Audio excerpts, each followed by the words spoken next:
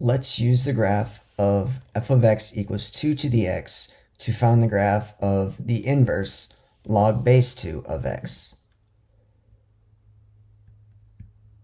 Recall from a previous video that we used point plotting to graph y equals 2 to the x. We'll use -3 to +3 for the x values. 2 to the -3 is 1/8. 2 raised to the -2 is 1/4. Then we get a half. 1, 2, 4, and 8.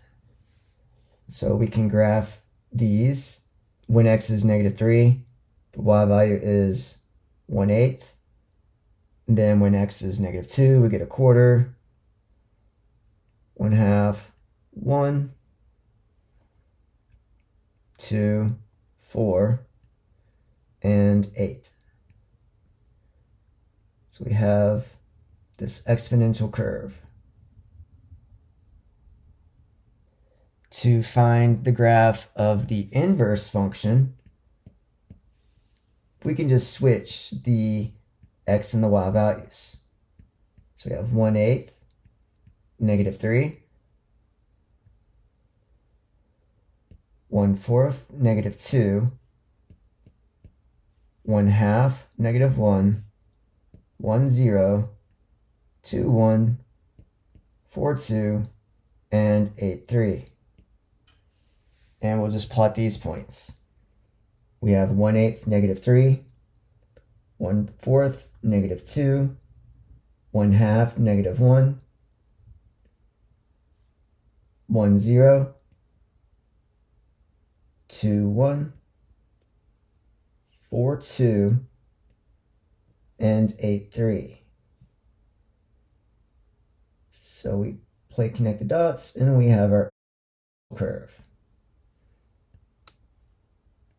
So that curve is going to approach the y-axis, but not actually touch it.